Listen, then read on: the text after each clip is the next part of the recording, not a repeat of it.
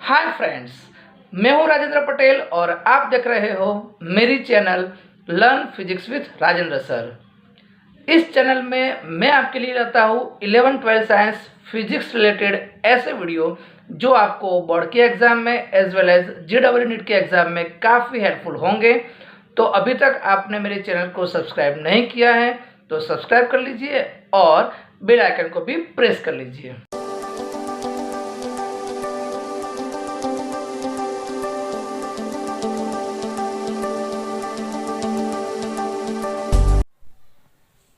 Hi students, today we will discuss about chapter number 1, electric charges and electric fields. So starting from electric charge, so what is the meaning of electric charge? Electric charge is a physical property of a matter that causes it to experiences a force when placed in an electromagnetic field. That means electric charge जो है वो ऐसी property है matter की कि उसकी वजह से वो मैटर को अगर हम कोई इलेक्ट्रिक फील्ड में या फिर मैग्नेटिक फील्ड में या फिर इलेक्ट्रोमैग्नेटिक फील्ड में रखते हैं तो उस पर फोर्स लगता है। जैसे हमने ग्रेविटेशनल फोर्स के बारे में पढ़ा था कि कोई बॉडी के पास मास है और मास की वजह से वो दो बॉडी के बीच में जो फोर्स लगता है जिसको हम बोलते थे ग्रेविटेशनल फोर्स। सेम थिंग अगर तो दो कोई बॉडी है कि जिसके पास इलेक्ट्रिक चार्ज है तो वो दो बॉडी पर इलेक्ट्रिकल फोर्स लगेगा। दैट मीन्स इलेक्ट्रिकल फोर्स दो बॉडी के बीच में लगाने के लिए इलेक्ट्रिक चार्ज जो है वो ज़रूरी है।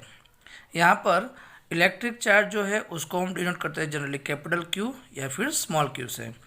ऐसा unit of electric charge is coulomb and that is denoted by capital C. And there are two types of electric charge. One is the positive charge and second one is the negative charge. So here electric force is both attractive as well as repulsive.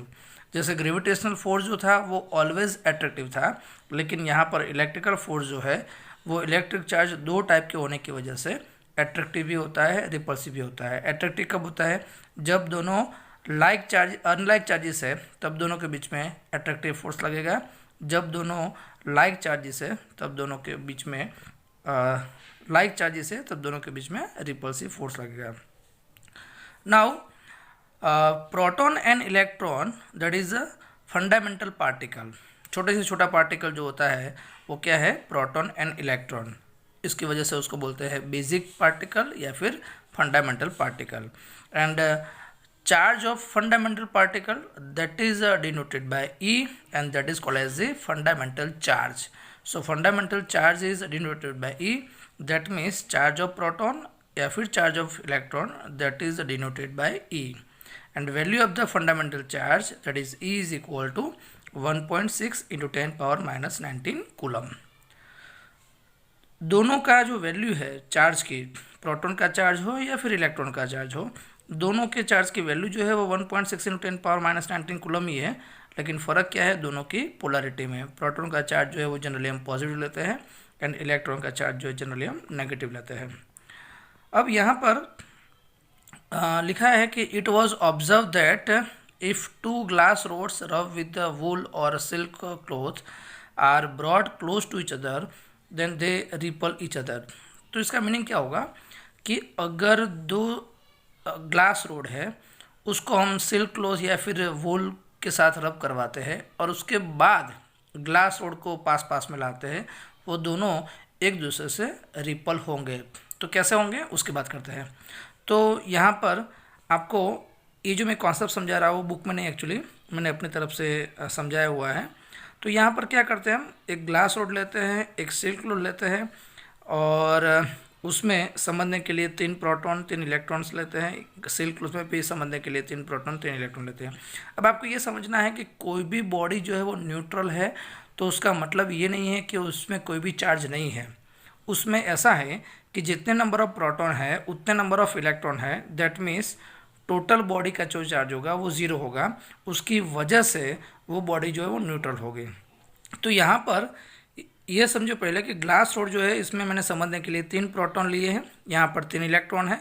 तो एक proton का charge plus ही, तो 3 का +3 यहाँ पर एक electron का charge -e, 3 का -3, तो टोटल हो जाएगा 0। दैट मीन्स ये जो ग्लास रोड है अभी वो न्यूट्रल है, that means there is no electric charge.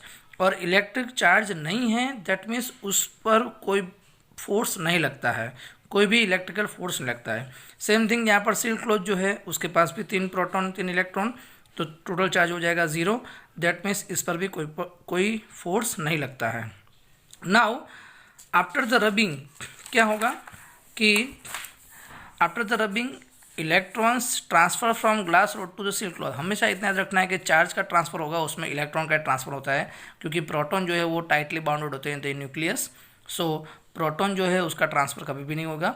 तो यहाँ पर जब भी हम रबिंग की बात करेंगे और उसमें चार्ज के ट्रांसफ़र की बात करेंगे तो आपको ये समझ जाना है कि इलेक्ट्रॉन का ट्रांसफ़र हो रहा है। तो यहाँ पर मैंने समझने के लिए 2 इलेक्ट्रॉन जो है वो ट्रांसफ़र किया है ग्लास रोड में से सील क्लॉथ में।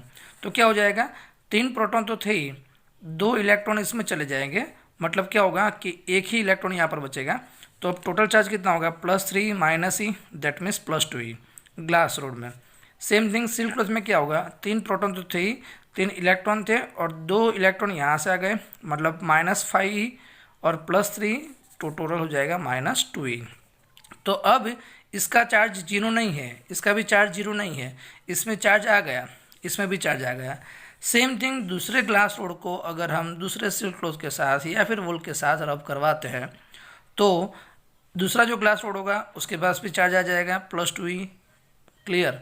तो अब पहला वाला जो ग्लास रोड था उसके पास भी कुछ चार्ज है पॉजिटिव, दूसरा वाला जो ग्लास रोड है उसके पास कुछ पॉजिटिव चार्ज है। अब दोनों को अगर हम पास पास में लाते हैं तो दोनों के पास चार्ज होने की वजह से और लाइक चार्ज होने की वजह से दोनों के बीच में क्या होगा, रिपल्सन होगा। That is the concept of this glass rod and the silk cloth.